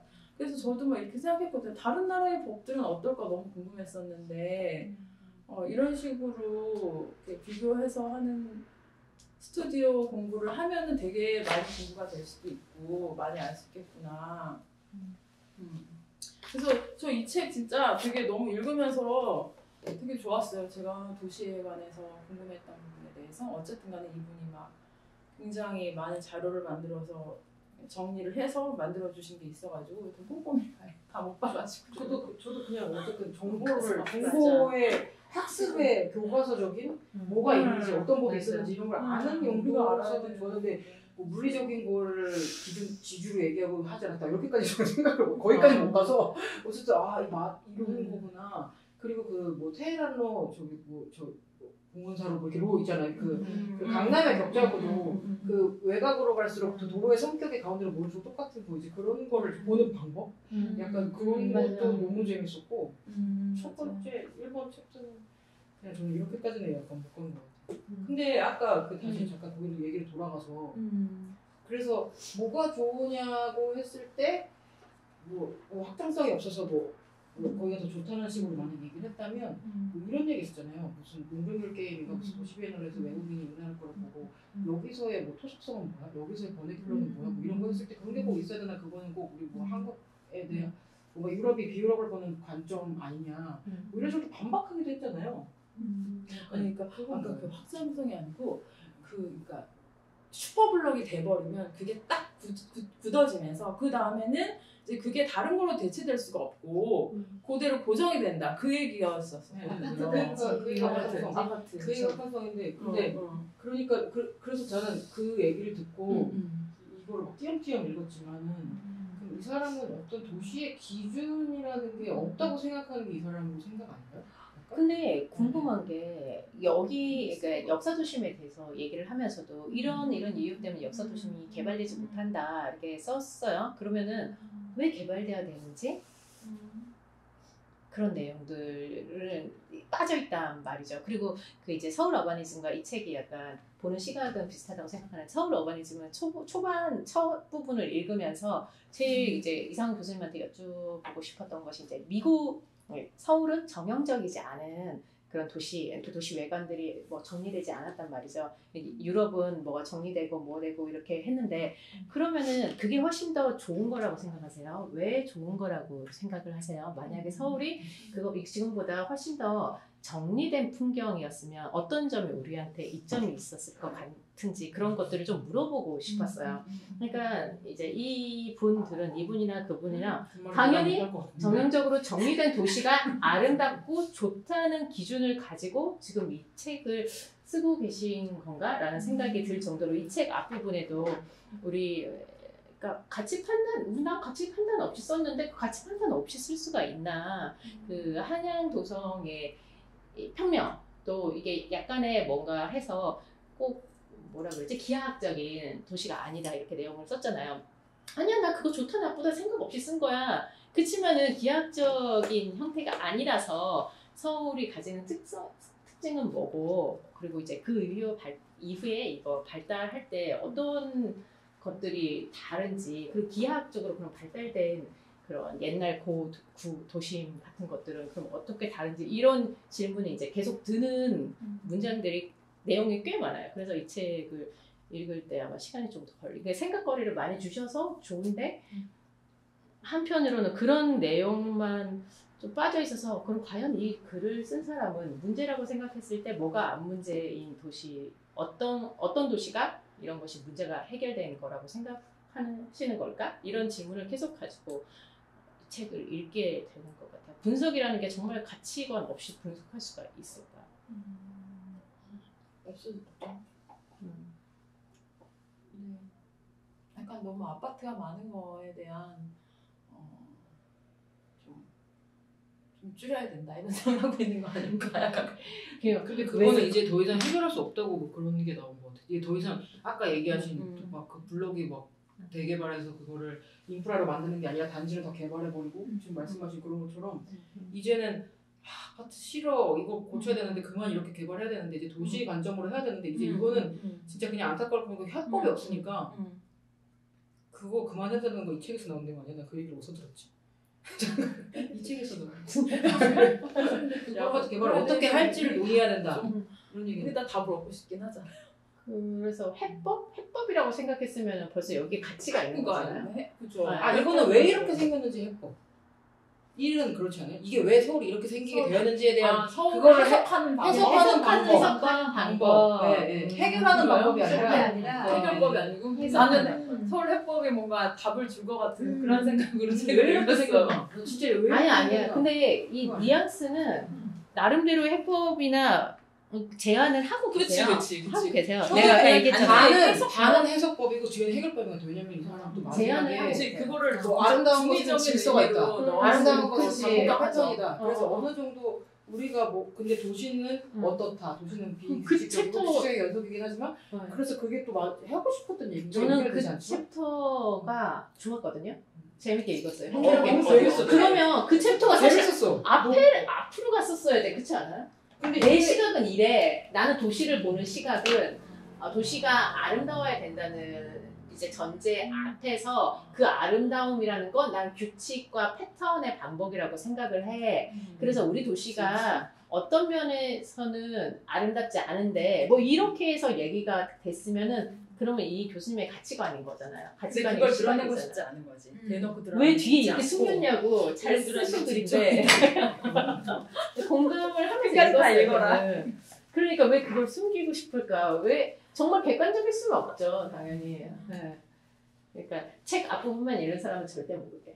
뒤에 숨겨서 사장 첫 번째 챕터에 있어. 그렇지 이상한 거. 그거 다른 거 사진 별로 예. 근데 이제 이분의 철학이나 가치관을 이제 집약한 문단이 아닐까? 그게 저는 어떤 이 사람이 건축가이면서 도시를 썼잖아요. 근데 저는 건축가가 이제 사고하는 방식이라고 생각해요. 그러니까 복잡한 거를 단순하게 정리하려고 하는 그런 사고의 방식이 있다고 생각해요. 그래서 이제 업무할 때도 막 여러 가지 사건 사고가 꼬여 있으면 건축하는 사람들 뭐 다이어그램으로 정리해서 생각을 단순화한다거나 이런 걸 잘해요. 그래서 나는 이게 어떤 건축적인 사고 방식이 있다는데 도시라는 것은 그렇게 정리가 되지 않는 건데 이 건축하는 사람은 이거를 되게 단순하게 유형화해서 정리하고 싶어하는 게 있어서 서울 어바니즘이라 이런 책이 나왔다는 생각이 갑자기 드네요. 그 법으로 봐서 근데 사실은 이 50년대 무슨 법이 있고 60년대 무슨 법이 있고 80년대 무슨 법이 있어서 이렇게 됐다고 하기에는 그 사이에는 많은 사람 사는 것들이 섞여 있어서 사실 해석되지 않거든요. 근데 건축하는 사람들은 이거를 정리해야 되는 건 거예요. 그래서 여기 책이 없으면 그런 것도 그렇고 뭐 어떤 유형화를 해야 되는 거고 무슨 여기도 나오는데 무슨 게슈탈트 이론 그렇게 해가지고 인간은 뭐 이렇게 여러 가지 사물이 보이는데 그거를 단순화하려는 모델에 그런 작용이 있다고 이제 그런 것도 여기서 뒤에 막 어려움을 많이 나오잖아요. 거기 중에 그런 게 나오는데 그래서 도시책을 이렇게 써야지 건축하는 사람들이 읽을 수 있고 제인 제이콥스 같은 책을 건축가들이 읽으면 그래서 1번 뭐고 2번 뭐야 약간 이렇게 되는 거 아닐까. 아니야. 근데 이 책 읽고도 1번 뭐고 2번 뭔지는 모르겠는데. 그래도 이 책을 읽고 저는 네. 좋았어요. 그렇게 정리돼 있어서. 그렇죠. 이때까지 내가 서울을 이거를 이렇게 된 거는 토지구역 정리사업 때문에 이렇게 된 거고 저건 이 법이 이렇게 되면서 이렇게 된 거라서 그렇지. 어쨌든 뭔가 하나라도 실마리를 풀 수 있어서 속이 시원한 게 있었어요. 맞아요. 그러니까 나는 건축적으로 사고하기 때문에. 그래서 근데 제인 제이콥스 책은 재밌기 때문에 재밌지만 아니 뭐냐고요. 약간 여기 너무 잘나는 거 알겠지만 뭐냐고요. 그거를 어떻게 생각하지 알 것 같아. 나랑 유사하게 생각하고 하는 사람들이. 그래서 이분도 결국에는 그거를 하려고 뭐 강용미 얘기도 하고 뭐 질서 얘기도 하고 막 그 전통에서 오는 것도 얘기하고 비유럽과 유럽을 비교하기도 하고 어쨌든 그런 욕구 기본적으로 피곤하면 자야 되고 배고프면 밥을 먹어야 되는 욕구 건축가의 어떤 정리하려는 욕구 단순하려는 욕구 그 욕구로 인해서 공부를 진짜 많이 한 사람이 자기의 그 필터를 껴서 정리한 것 같다는 생각이 딱 드는 거예요. 그래서 저 책을 하는 건 다르네. 서울 어바니즘을 할 때도 저는 스스로 그런 질문들을 계속 했었던 것 같아요. 왜냐면 그러니까 결국 우리한테 없는 개념과 어휘를 가져와야 되니까 서양에서 분석하는 도시 계획의 틀의 용어를 쓰겠다. 근데 우리는 우리 시각으로 해석하겠다. 이 전제가 있거든요. 그러니까 슈퍼블록, 뭐 필지, 블록, 그러니까 필지가 그러니까 블록이 되고 이 모든 개념들이 그러니까 가져온 거는 서양에서 쓰는 건축과 도시에 대한 용어인데 그걸 우리 시기에 맞게 재해석하고 다시 규정하자 이렇게 얘기하는데 그러니까 그 마린 잭슨 결국 그러니까 저는 그거에 되게 동감했던 것 같아요. 결국 우리 도시나 건축을 우리가 설명하는 우리의 규정화된 단어가 없다. 그리고 그거를 우리 풀뿌리로 설명할 수 있는 이론도 없다. 이론이나 이런 게 체계적인 게 아무것도 없으니까 어쩔 수 없이 서양에 기대서 설명할 수밖에 없는 이 한계. 그러니까 우리의 도시를 모르겠어요. 조선시대 때 어떻게 연구했었는지 모르겠는데 한양에 대한 연구가 있었겠죠. 그들도 했었겠죠. 중국의 서한이나 이런 거. 그러니까 여기서 쓰고 있는 레퍼런스나 어바니즘에서 쓰는 레퍼런스가 거의 다르지 않거든요. 근데 이렇게 결국 이렇게 추정을 해보면 그런 연구들도 다 결과적으로 서양에서 다시 재해석하고 서양에서 다시 규정한 어떤 많은 어휘들이 그 안에 레퍼런스가 달려 있는 것 같아요. 그러니까 우리는 이제 서양의 어떤 그 시각을 우리에게서 완전히 걷어낼 수는 없지만 그럼에도 불구하고 이걸 굳이 우리가 이해하기 쉬운 이 용어로 해석한다면 이걸 어떻게 볼 수 있는가가 이분들한테 좀 중요한 이슈였던 것 같아요. 그러니까 우리한테는 블록이란 말이 우리 거 아니잖아요. 근데 우리는 블록을 개발했단 말이에요. 도시계획을 하면서. 우리 이거 슈퍼블록을 맨하탄처럼 만들자. 이것도 블록이지. 근데 맨하탄은 200m, 200m? 아니지. 뭐 이렇게 400, 100인가? 뭐 이렇게 50, 1대4 비율로 이렇게 되게 잘게 쪼개놨잖아요. 길게 세장형하게. 우리는 막 톡톡톡 400m씩 나눠버렸단 말이에요. 저 예전에 유현중 교수가 썼던 그 유튜브에 했던 영상 보면서 생각이 나는데 자기가 이제 뉴욕의 맨하탄에 오면 너무 기분이 좋다 얘기를 하면서 여기는 대중교통으로만 차를 가지고 다니지 않아도 되는 데야. 걸어서 다닐 수 있는 데야 하면서 걸어 다니면서 영상을 찍는 거예요. 근데 봐봐. 여기서 여기까지 가면 5분에 하나씩 건너물 건너서 편하게 충분히 도보로 이동할 수 있는 좋은 도시야. 이게 좋은 슈퍼블록의 도시야. 큰 슈퍼블록이라고 말을 하니까 이게 이렇게 세장한 격자의 그리드 패턴이지만 여기는 걷기 좋은 도시야. 그리고 이 길로 가다 보면 항상 끝에는 센트럴파크를 만나. 그럼 항상 우리는 자연과 접하게 되는 거지. 뭐 하면서 약간 이런 식의 설명을 막 이렇게 걸으면서 하다가 그 얘기 중간중간에 근데 우리나라 강남이 왜 걷기 싫은지 아세요? 막 그런 얘기를 한단 말이에요. 비교를 하면서. 그러면 거기는 여기서 여기까지 가는데 400m가 넘어요. 그리고 이 도로에서는 이 도로 건너편에 있는 저 건물의 인명과 가게들이 다 보여요. 그리고 그 안에 사람들이 이동하는 게 다 보여요. 근데 강남은 이 도로에서 저 도로까지 왕복 8차선 도로를 건너서 저기 있으면 저기는 나랑 아무 관계가 없는 길인 거예요. 막 이런 식의 얘기를 막 하거든요. 그래서 에비뉴와 스트리트가 어떻게 위계가 다르고 그래서 종로를 걸어. 강남 가서 그 얘기를 얘기를 그 똑같은 얘기를 그 서울시에서 한 컨퍼런스 걷기 좋은 도시 컨퍼런스에 오셨어요. 유현중 교수님이. 그래서 한 40분 정도 그 강의를 정확하게 똑같은 내용을 하셨어요. PPT를 보여주고 그분이 되게 똑같은 얘기를 유튜브에서도 하고 맞아요. 하고 책에서도 하고 그래서 계속 뭐 자기 말고는 저 잘해요 진짜 잘해. 사람들 머리 각인되게 아주. 그렇죠. 맞아. 근데 저는 거기서 느낀 게 뭐냐면, 그러니까 건축가가 그림을 그려서 아까 저 도판 있잖아요. 저 도판을 가지고 설명하면 안 와닿는 어떤 부분들이 있는 것 같아요. 그러니까 근데 우리는 그렇게 훈련 받아서 저걸 보는 순간, 그러니까 건축가는 도면이랑 그림이랑 시각적 자료를 통해서 상상하고 그러니까 이걸 가지고 계속 사고하는 사람들이잖아요. 그러니까 저런 식의 접근을 할 수밖에 없는 게 이걸 보면 이 도시가 어떻고 이게 그림을 통해서 다 나오는데 일반인들은 그렇게 설명하면 저게 아무 의미가 없는 이건 좀 길고 얘는 좀 크네. 그래서 뭐 이렇게 되는 것 같아요. 그러니까 사고의 틀이 건축가가 바라보는 물리적인 그 대상을 아까 말씀하신 것처럼 도식화하고 이해하는 그런 방식이 다르다. 근데 이제 유현중 같은 사람들이 와서 이렇게 막 길을 걸어다니면서 설명해주면 다르네. 그럼 그 안에 행위도 다르네. 이렇게 느껴지는 거죠. 그 얘기 너무 10번씩 하고 다니는 거. 그렇지만 10번씩 해도 되죠.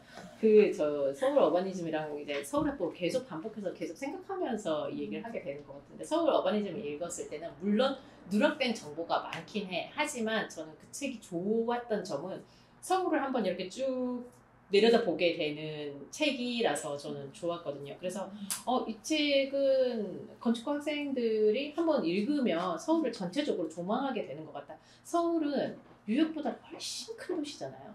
정말 큰 도시야. 뭐 바르셀로나랑 비교할 것도 없이 너무나 이렇게 큰 도시는 세계에 몇 개 되지 않잖아요. 페니트까지. 그래. 되게 이런저런 그랬어. 계속 하던데요. 그런데 미쳤어. 근데 이제 우리 교육에서는 그런 건축과 학생들한테 도시 서울 전체에 대한 맥락이라든지 이런 얘기를 해주는 일이 잘 없잖아요. 그래서 그 책이 굉장히 저는 의미 있다고 생각을 하거든요. 그래서 좀 이렇게 한번 다시 정리해서 그 부분만, 이게 저는 이제까지 서울이 어떻게 되었나에 대한 책이 많이 있어요. 서울 해법도 어떤 의미에서는 그런 책이고 서울 어바니즘도 그런 책이고 그 부분까지는 너무 좋은 거죠.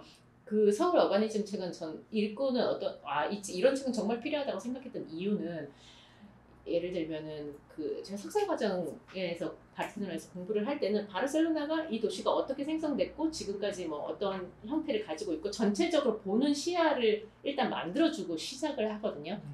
근데 저는 서울에서 그렇게 교육받은 적이 없고 심지어 내 머릿속에도 서울이 그런 방법으로 머리가 들어오지 않아서 그런 책이 좀 어디 있으면 좋겠다, 정리되면 좋겠다라고 생각했는데 서울 어바니즘 정확하게 그 책이고 아마 이상한 교수님이 그 책을 그렇게 쓰실 수 있었던 이유는 도시전공, 건축하고 도시전공을 했나요? 어쨌든 도시에 대해서 굉장히 관심이 많으시고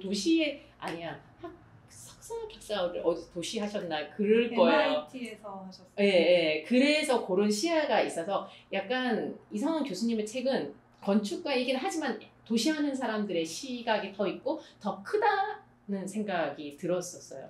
그래서 그 책 물론 이제 중간중간에 약간 제가 아까 말씀드렸던 것처럼 교수님은 왜 이걸 더 좋다고 생각하시고 이렇게 글을 쓰셨나요? 궁금한 부분이 너무 많아. 그렇지만 그런 것들은 빼고 생각했을 때는 그렇고 이 서울해법은 그에 비하면 그것보다 어떻게 생각하면 중간 부분을 다룬 책이 아닌가? 중간 건축에 대해서 말씀을 하셨지만 도시 전체를 보는 눈이라기보다 이 부분은 이런 역사를 가지고 이런 방식으로 지금도 작동이 되고 있어라는 우리한테 굉장히 의미 있는 정보를 주시는데 그렇게 서울을 한눈에 싹 꿰는 느낌의 서술은 아니긴 한 거죠. 좀 더 구체적인. 그러니까 어바니즘은 100년을 쫙 이렇게 아우르면서 쫙 조망해서 보는 맞아요. 너무 키워드를 딱 뽑아서 그러니까 한성은 이렇게 다르고 그 이후 개발의 이도시 이렇게 다르게 달라지지. 근데 이 안에 관통하는 어떤 어휘들이 있는 거예요. 그래서 필지, 그러니까 불론고. 그래서 그게 아주 엄청나게 구체적인 막 법들을 많이 열거하진 않지만 중요한 어떤 법들 있잖아요. 도시계획법 이런 게 이제 다 일본에서부터 출발해서 올 때 어떤 성향으로 어떤 특징들이 들어왔고 이게 또 우리의 도시계획법으로 안착하고 우리한테 적용됐을 때 토지구획정의사업이라는 게 어떤 식으로 또 굴러갔고 이런 여기에서 나오는 비슷한 용어와 법제들이 나오는데 그걸 이렇게 전체를 한 번씩 아울러 볼 수 있게 해주시는 그런 내용. 그래서 지난번에 너무 안타까운 거야. 근데 그 사실 책의 장점은 너무나 분명한데 그 장점까지 가지 않고 너무 이제 이 교수님이나 또 오신 교수님 성함이 뭐였죠? 김성훈 교수님 말고.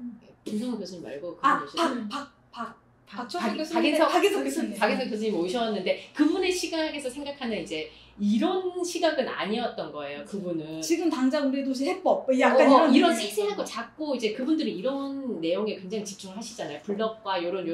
근데 지금 이상한 교수님의 포인트는 그게 전혀 아닌데 자꾸 그런 걸 물어보시면 진짜 되게 안타까워요. 저는 그런 게 좀 있었던 것 같아요. 아까 말씀하신 그래서 어떻게 하겠다는 거 이런 얘기 아까 많이 하셨잖아요. 근데 그 얘기 하자는 게 아니거든 이상한 교수님은. 그리고 사실은 그거는 저는 계속 얘기를 들으면서 그러니까 그래서 법이 이렇고 법이 이런데 그래서 어떻게 만들라는 거야 하잖아요. 그러니까 그걸 너네가 하라고 창의적으로 이 얘기거든요. 건축가들한테. 그러니까 너희들이 할 수 있는 어떤 그런 그러니까 예를 들어 서울해법은 너희들이 이렇게 플레이할 수 있게 좋은 망석을 깔아줄 테니까 니네가 창의적으로 설계해서 잘 풀어봐야 거예요. 그러니까 근데 그거는 이상훈 교수님 책에도 비슷한 맥락이에요. 그러니까 이런 문제가 있어. 자연과 뭐가 옛날에는 잘 지켜졌던 그런 관계성이 지금 이제 한 100년 지나면서 한성에서 서울로 오면서 그런 자연과의 관계라든가 이런 게 많이 파괴됐어. 한강도 접근이 안 되잖아. 이런 문제를 어떻게 해결해야 되냐. 그러니까 너네가 그걸 3차원적으로 좀 잘 해결해야 이 도시의 어떤 그런 수직적인 높이 차이가 있으니까 이걸 잘 풀면 너네가 풀 수 있어 라고 얘기해요. 이건 문제고 너네가 이건 3차원적으로 생각해서 풀어야 돼. 입체적인 그런 연결망이 우리 도시에 필요하다까지예요. 근데 그러니까 그 책을 읽은 사람도 그러니까 어떻게 라고 물어보는 거예요. 이 교수님한테 예를 들자면 하자는 얘기가 근데 아니잖아. 그건 이제 너네가 해야지. 하자는 얘기가 아닌데. 그러니까 너네가 설계해서 뭐 빼로처럼 하든지 뭐 누구처럼 하든지. 이제 똑똑한 분들이 다 앉으셔서 왜 저렇게 핀트 안 맞는 얘기를 하고 계실까 진짜. 그러니까 조금 안타까웠어. 그렇죠. 그러니까 그건 디자이너가 해야 할 역할이 있는 거잖아요. 저는 심지어 그분들이 서울 어바니즘 책을 끝까지 안 봤다. 안 보고 진짜 앞부분 몇 개만 보고 그 앞부분에 대해서 계속 뭐 이 근거는 뭐고 이게 안 맞지 않아요. 계속 이런 얘기하길래 그 기사를 다시 한번 보고 싶네요. 그 건축 사진가 어딘가에 세건역 저기 나오는 책자에 보면 그 박인석 교수님이 그거에 대해서 질문하고 막 이렇게 정리해 놓으신 게 이만큼 나오거든요. 그래서 근데 이제 자기의 질문을 자꾸 자기가 하고 싶은 질문. 그렇지 자기가 하고 싶은 있으니까 질문을 계속 쏟아붓는데 그걸 오래 생각한 사람도 해결 못한 질문을 그것에 대해서가 아니라 다른 거에 포인트를 맞추고 글을 쓴 사람한테 자꾸 물으시는. 그래서 그 자리에서 제가 너무 생각이 나는 게 그러니까 중간주택 뭐 중간 건축 좋다 말이에요. 그런데 왜 우리 주거 문제가 해결이 안 되냐 이런 제도가 있다고 너가 설명했는데 건축가들 왜 활용 안 하냐 했을 때 그 자리 이강환 소장님 해양건축 이강환 소장님 나와서 그러니까 그런 걸 하자고 우리가 서울시 그 건축정책위원회 뭐 그러니까 그런 거 할 때 다 제정을 해놨거든요. 이미 3년 전에 뭔가 2년 전에 제정을 했어요. 근데 그 사업을 실제로 신청한 지자체가 전국에 몇 개인지 서울시에 몇 개인지 아세요? 모르죠. 우리는 모르죠. 그러니까 하나. 우리가 이런 걸 할 수 있게 다 만들어서 법을 다 세팅해놨는데 갑자기 생각나네. 도시 가로 정비법 뭐 이런 걸 해가지고 법적으로 이렇게 받아서 아주 초고층의 아파트 그 큰 단위 대규모 블럭이 아니라 그런 중간 주택의 하우징을 할 수 있는 개발할 수 있는 충분한 법 제도를 만들고 열어놨는데 그 법에 실제로 의거해서 사업을 신청한 곳은 서울시 하나였다는 거예요. 저 기억이 나요. 그래서 다 해놨는데 얘네들이 안 하는 거예요, 건축가들이. 그러니까 그 건축가들이라고 사실 말하면 안 되겠죠.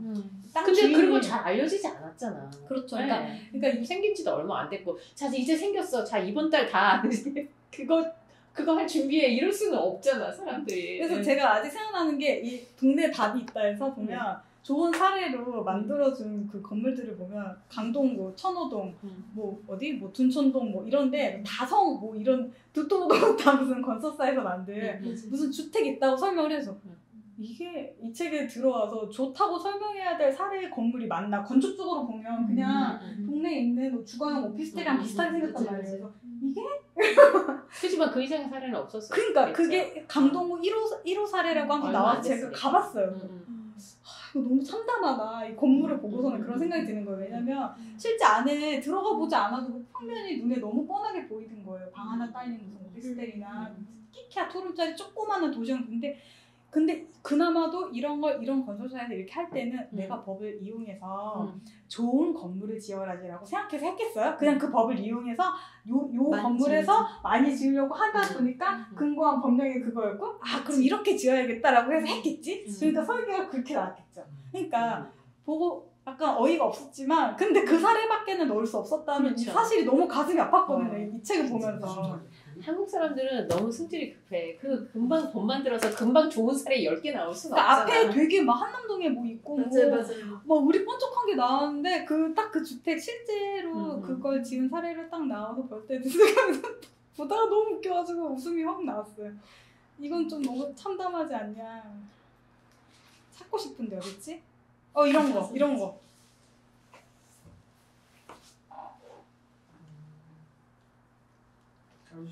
가로주택 정비나 근데 이제 막 언급하는 데가 꽤 있지 않아요 이제? 네. 그게 돈 만들었다고 자 이번 달부터 당장 우리도 해보자 이렇게는 잘 안 되는 것 같아요. 근데 지금 시기적으로 그래 시기적으로도 그렇고 그리고 사실 어떤 건물을 완성하는 데 있어서 설계면 뭐면 기획이면 결국에 한 5년 걸리는 것도 많아요. 건물이 커서가 아니고 아니잖아요. 네. 그러니까 진짜 작은 화장실도 지금 4년째 걸리고 있는.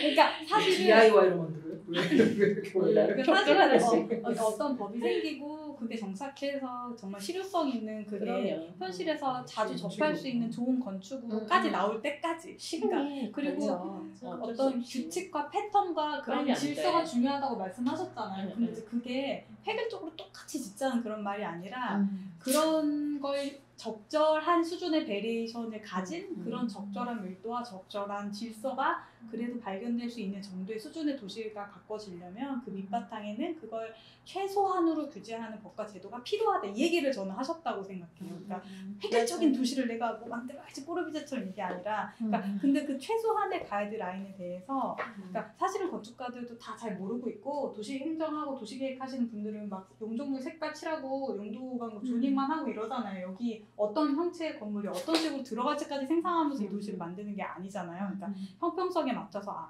가로변은 뭐 용적률 더 주고 안에는 좀 주거지역이니까 여기는 이렇게 색깔 칠하고 딱 거기까지 하시는 거잖아요. 그러니까 오늘 사실 도시 하시는 분들이 와서 좀 얘기해 주셨으면 조금 더 우리의 어떤 부족한 오늘따라 도시 하시는 분들이 한 번도 없어가지고 저희끼리 진짜 건축가가 어떻고 이렇게 난상 토론을 했는데 그래서 이 책을 다음님이 처음에 얘기해가지고 되게 읽고 싶어갖고 사다 놓고 계속 못 읽고 도시 하시는 분이야. 이렇게 하지 않으면 공교롭게도 그거 둘이다. 아세요? 도시하는 사람들 진짜 시각이 완전 다르게 완전 다르다. 그 진짜 우리 크로스 체크를 진짜 해보자. 제가 어제 다음 씨랑 얘기를 하다가 제가 오늘 강릉 가거든요. 그래서 내가 다음 씨한테 강릉 어디 가서 뭐 볼까요? 라고 얘기하면 제가 주변에 많은 사람들한테 물어보거든요. 어디 가서 뭐 볼까요? 얘기를 하면 그 어디 거기에 있는 무슨 방앗간 가봐, 거기 무슨 역사 가봐, 시립미술관 가봐 이렇게 얘기하잖아요.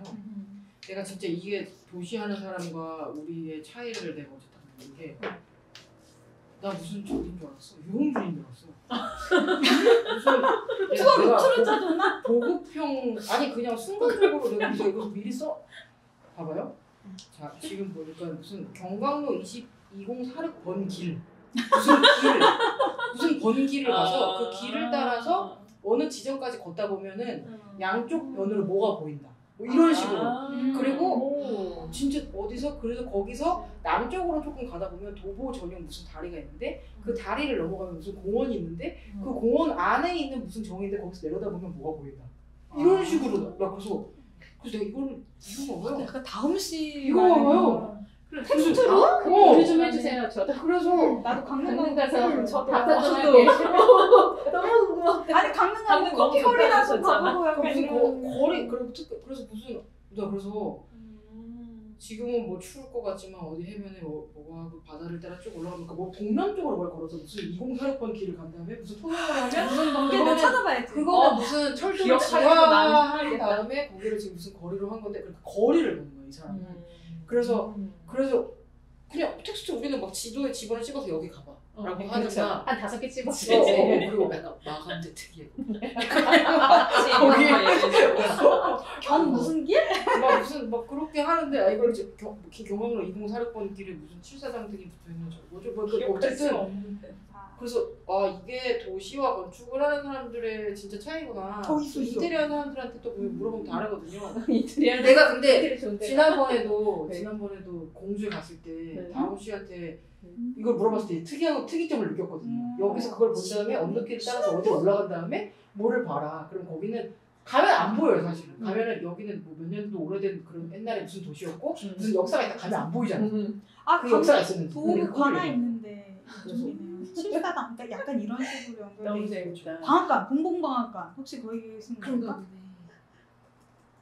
아무튼 그래서 아 이게 그래. 너무 그래. 나의 강릉 월화거리를 가라 이런 얘기는 절대 안 하시겠네. 월화거리도 있는데 이제 거기서 가면은 쭉 걸어서 무슨 어디로 가고 거기 그쪽으로 동남쪽으로 그래서 빠지면 이제 근데 이걸 카톡을 10분도 안 돼서 나한테 그렇게 써준 거예요. 써가지고 내가 써놨냐 그랬더니 아니 그냥 지금 갑자기 뭐 내가 어디 갈 건데 물어봤더니 그걸 보고 써준 거래요. 그래서 그럼 뭐 블로그를 해 보고평 유용준으로 하라고 내가 이거를 왜 카톡에 쓰고 있어? 막 그럴까요? 약간 그래서 아까 아 이게 시야가 다르구나. 이게 도시에 하는 사람이 얘기하다 보면 이게 막히거든요. 그런데 그때 막힐 때 내 생각은 아 내가 들을 준비가 안 됐어. 왜냐면 나는 유형하고 딱 떨어지지 않으면 도시하는 사람하고 대화를 잘 안 되는 도시하는 사람, 건축하는 사람들이 항상 이런 식으로 정리한다고 생각한다는 거를 생각한다고 하더라고요. 네. 그래서 건축하는 사람들이 일단 가오가 있고 약간 사람들을 내려다보는 그게 있고 그래서 내가 그런 사람들을 내가 모르지만 그렇게 하고 근데 되게 내가 그래 내가 아니라고 하지만 내 의견 중에 그런 게 있어서 그러면 싫어하지만 나한테도 어쩔 수 없는 그게 있는 거예요. 그래서 이제 그 어떤 그 예술의 다리를 걸치고 있다고 생각하고 이거는 너희들 못해 바보들아 생각하는 게 있어서 그래서 모든 사람들이 건축가를 배려해준다는 생각이 난 약간 들거든요. 이 미친 그러니까 얘는 일반인은 아니야 분명. 그러니까 뭔가 근데 고집은 엄청 세잖아요. 잘게 널 죽어도 맞은 거야. 그리고 필요하기도 하고 그런 거를 밀고 나가기 위해서 필요하기도 한데 근데 우리 책 얘기를 지금 되게 많이 하는데 전반적으로 다른 책이랑 연계해서 얘기하고 좀 약간 되게 많이 해두셨는데 어떤 부분적으로 좀 얘기를 좀 더 해야 되는 거 아니에요? 네, 부분적으로 나 궁금한 거 있어요. 왜 좀 물어보고 싶은 게 있었단 말이야. 1시간 정도 얘기했는데 네. 한번 저는 근데 12시에 잠깐 쉬고 12시에 가야 돼? 제 오늘 청주로 가야 될 일정이 있어가지고 다들 어디 내가 이게 웃기다니까요? 제가 이거 편집업자로서 느끼는 게 그날에 누가 왔느냐에 따라서 우리 모임은 되게 다릅니다. 고정에 따라 책에 따라서도 다른 게 다르지만 그치. 그날 모임은 되게 여튼 그렇습니다. 엄청 표시를 많이 해뒀으나 너무 표시가 많아서 어디를 아니 찍어야 다음시에 될지 왔으면 진짜 할 말 많았을 많았을 텐데 텐데. 건축가 왔으면 다음 시간에 그런데 다 보내볼까 도시연구는 다음 시간. 건축연구는 제가 서울 꼭 하지 말자 그랬잖아요. 다음 주 도시 다음 주 서울 274요? 도시연구는 귀납적인 건축. 나 여기 지금 저도 여기 그거 있어. 엄청 재밌다고 생각했어요. 몇 페이지예요? 여기 보면 273? 도시연구는 현상에서 대안으로 가고 건축연구는 연역적이라서 아이디어에서 합리화해서 이미 정답을 역으로 검증해놓고 시작하고 가설을 세워놓고 하고 도시는 답을 찾아가는 과정이거든요. 그러니까 이게 사고결정이 다르기 때문에 이게 계속 충돌하는 것 같아요. 그러니까 도시책을 읽을 때 건축가가 도시책을 썼을 때 근데 건축이 도시를 바라볼 때 계속 충돌하는 것 같아요. 도시에서 진도가 나가지 않는 학생들에게 과연 건축적인 것을 고민하고 있는지 되돌아보라고 충고한대요. 학생한테 이 교수님이. 그냥 그럼 건축하는 사람들 그냥 도시책 쓰지 말고 읽기만 해. 그래서 50대 1 조면에 그래야 되는 거 아니야? 보면 건축 나 이거 맞아. 이거 너무 저기. 어디 여기 이게 단락에 보면 276이요? 270쪽에 하나 둘셋넷 6번째 줄에 나는 1대 50 도면을 표현할 수 있다면 건축적 문제라고 대답한대요. 그리고 이거를 확인하려면 1대 30 모형으로 실험하는 것이 제일 빠른 길이라고. 연역적으로 설계하고 설정하고 귀납적으로 조사해야 한다. 역방향으로 하는 졸업 설계는 난항에 부딪힌다. 근데 이거 어쨌든 되게 중요하다. 모든 졸업 설계하는 학생들 프린트해서 자기 책상 앞에 딱 붙여놓으라고 얘기하고 싶다. 왜냐면 이거 되게 고민하는 학생들이 진짜 많아요. 어쨌든 정책적인 문제인데 평면도 단면도 이분들을 표현할 수 없다면 사회 정책의 문제인데 이거를 건축가가 해결할 수 있다고 생각하는 것 자체에 오만. 야, 꼭 졸업 이거를 해결하기 위해 제가 여기다가 아트 인스톨레이션을 설치했습니다. 이런 거. 너무 재밌다. 그러니까 사고의 방식이 다른 거 같아, 진짜. 그러니까 이런 거 보면 우리 사고, 그러니까 저는 이미 사고가 그렇게 되어 있는 거죠. 그러니까 이게 시스템이 거꾸로 설명해주면 이게 납득이 안 되는 걸로 잘 머리에 안 고착화되는 들어와요. 거예요.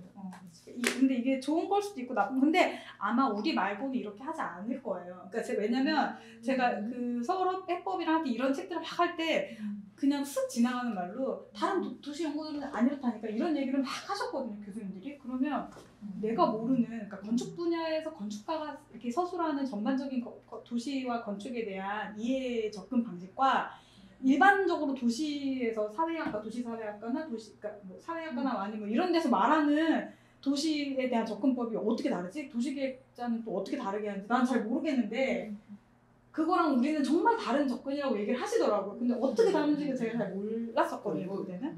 히트가 있다. 진짜 이거다. 이게 오늘의 나에게 문장이다. 이 귀납적, 연역적 이 사고의 충돌이다. 그 충돌이 이 사람도 자기가 다 그래서 도시하는 사람들이 이렇게 생각해, 건축하는 사람들이 이렇게 얘기했지만 이 사람들이 이 책에서 충돌을 약간 겪은 것 같기도 하고 그러네. 너무 재밌다. 그러니까 이게 문장 하나하나씩 보면 진짜 재밌는 게 되게 많아요. 히트다 히트. 그러면서도 스스로도 그 모순에 빠진 책. 히트다 히트. 아까 그 버네플러 얘기하신 것도 여기 보면 되게 제가 엄청 막 버네플러도 재밌었어요. 식민성의 어떤 차이에 대한 예리한 분석이다 이렇게 써놨어요. 173조 이런. 뭔가 버네플러의 반대말 제너리? 제너리. 이 식민 171조 이런 쪽도 맛깔나는 구상 건축 말투 방어 말이 나렇게 써놨어. 땡글지 건축부터. 그러니까 이런 게 되게 건축가에게는 그 개념을 탁탁 정리해서 이해하는 게 엄청 큰 도움이 되는 건 거죠. 근데 이거를 만약에 나 혼자 생각해서 이렇게 생각했다면 되게 뜬구름 잡는 그러니까 개똥 철학이 됐을 텐데 이렇게 연구 많이 하신 분이 레퍼런스 달아가면서 이렇게 설명을 해주고 또 비교해 주시니까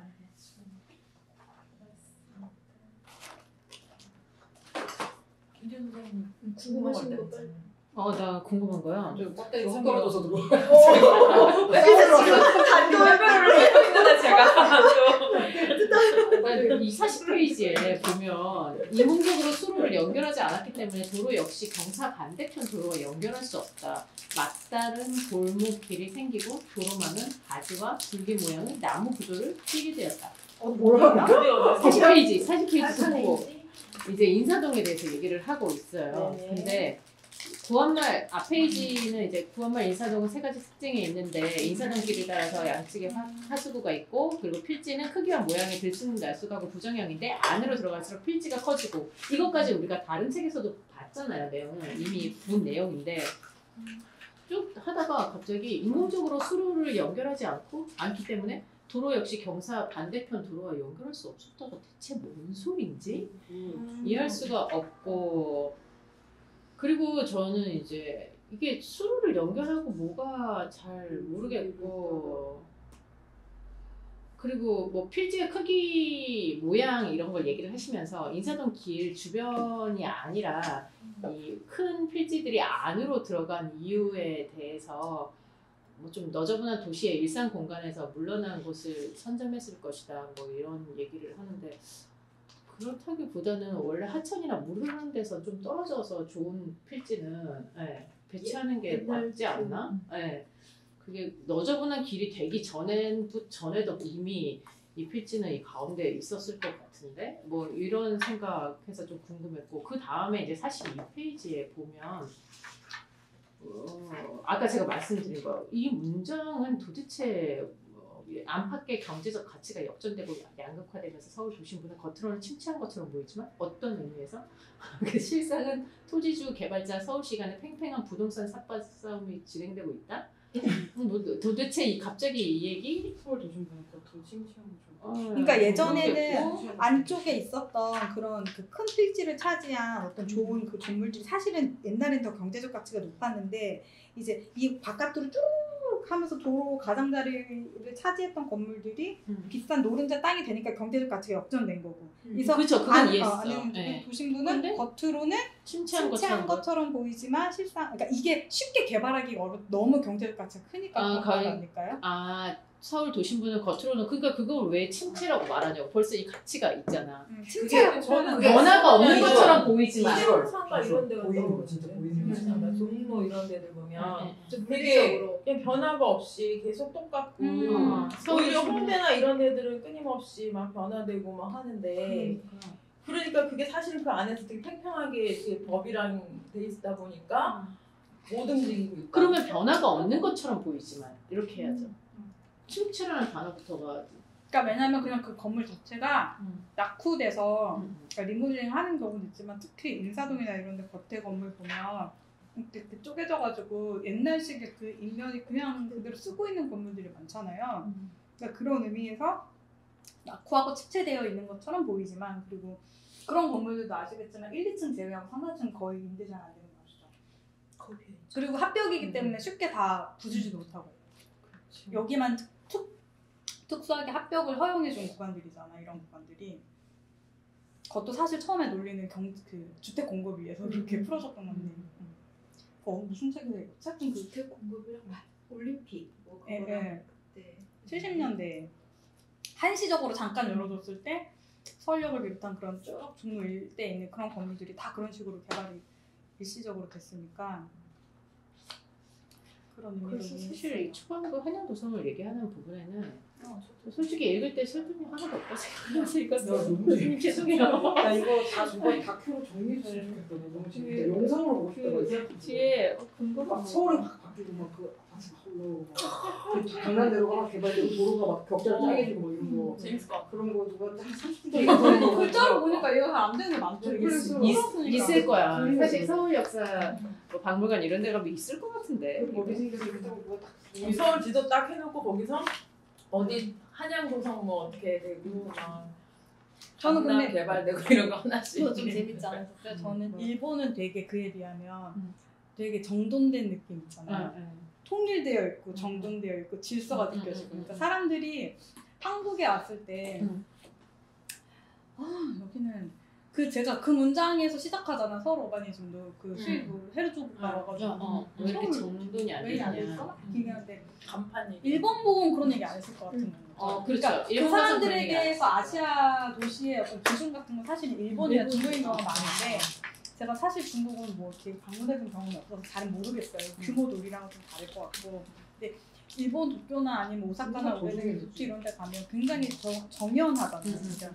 그런 거 보고 그런 걸 느꼈던 걸까? 그러면 걔네들은 그게 어떤 식으로 유지되고 있을까? 이것도 좀 궁금하더라고요. 건축가가 어려운 걸 제시하면 달려든다잖아요. 우리가 해결할 게 생겼다 해서 장인들이 달려든대요. 책에 나오는 거예요. 이따가 광택 연종가 뭐 일본 건축가 음악의 얘기할 때 음악의 거. 책에 나온 얘기예요. 그래서 진짜로 일본에서 실무하다가 한국 와서 가면 두면 되게 묶을려. 중요한 건 시공사다. 대충 그려도 시공사가 다 해주기 때문에 애들이 장인들이 달려 들어가는. 근데 그 미국에 있는 오히려 반대라고 있어. 엄청 막 그 볼트까지 다 정해줘야지 시공되기 때문에. 문화가 다르다. 그래서 사람 뽑을 때 일본에서 탑 드로잉까지 다. 안 된다. 일본 애들은 장인들이 안 되기 때문에 대충 이렇게 그려도. 우리도 그때 무슨 아트 인스톨레이션 못 만드는 게 있었는데 일본 사람들이 일본에 배 만드는 사람들이 와가지고 만드는 거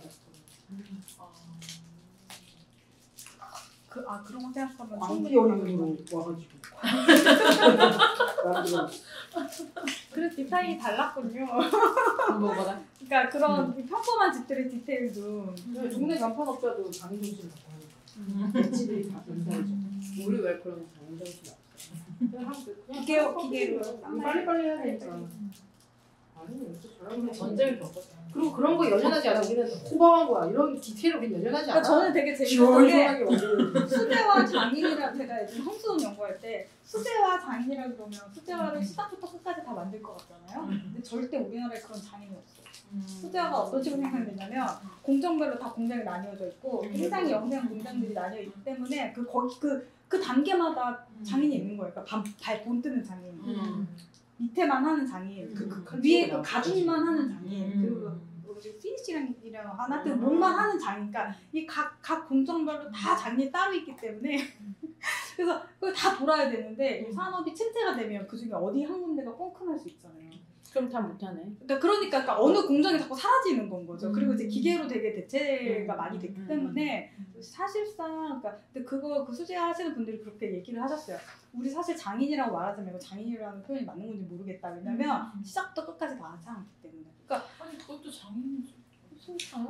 그러니까 근데 이제 예를 들자면 우리 어떤 산업 구조라는 것이 그러니까 그 장인을 그런 식으로 양산해내는 구조가 아니라 굉장히 이렇게 쪼개져 있고 그게 어디 한 군데가 없어지면 그러니까 약간 목수도 약간 그런 것들 느끼는데 물론 뭐 기와장이 따로 있고 뭐가 다 따로 있겠지만 이렇게 이 사람이 없어지면 그 기술이 아예 사라져 버리는 거예요.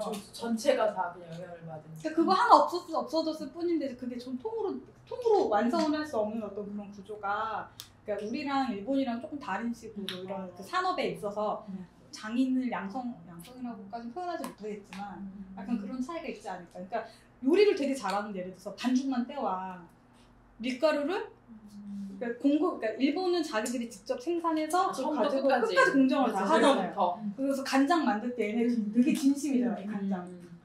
근데 우리나라에서는 약간 좀 다르다?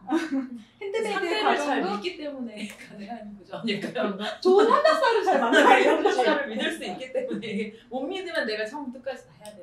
콩 골라주는 사람 따로 있고 골라서 공급해주는 사람 따로 있고 그죠? 그때 우리 갔던 일본 지붕 있잖아요. 그 나무 껍질로 일본 지붕을 이렇게 촘촘하게 깔잖아요. 근데 그런 지붕이 강원도에도 너와집이라고 해야 되나? 이때야 몇 군데. 근데 그걸 하는 장인이라고 할 것 같아요. 기술자가 아예 없대요. 그래서 그 소유주는 자기가 직접 해야 된대. 그리고 인건비도 기와 올리는 것보다 2배인데 그 유지 기간은 뭐 예를 들면 기와 올리면 10년이야. 그럼 너와집은 한 3년마다 이걸 갈아줘야 돼. 뭐 기와집 올리는데 10년이고 1억이 들어? 그럼 너와집은 2억 정도가 들고 목재 구하는 거 그리고 사람 못 구하는 거 그리고 네. 근데 이제 지금도 유지하는 집이 있긴 있는데 백삼사 스님이 얘기해줬대요. 우리 딸이 스웨이스 뭐지? 우와. 뭘 어디 그걸 갔는데. 맞아. 그래서 그걸 공교롭게도 제가 교토 갔다 온 다음 날에 그 얘기를 해줘서 너무 신기했어요. 그게 거기서 연결되다. 신기하다. 몇 명 없어요.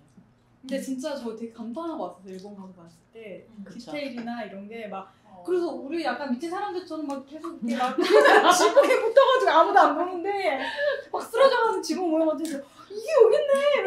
아까 내가 무화과 보고 리액션한 것처럼. 그러니까 진짜 우리 그때 너무 약간 어이없이 약간 시간을 쓴 것 같아. 그러니까 어이가 없다는 게 일반 사람들이 볼 때 여기서 왜 1시간씩 있고 막 그럴까 하는 데서 일반 사람들이 뭡니까 일반 사람들? 특수 사람들인가요? 본인들은? 미친 사람. 나무 결 보면서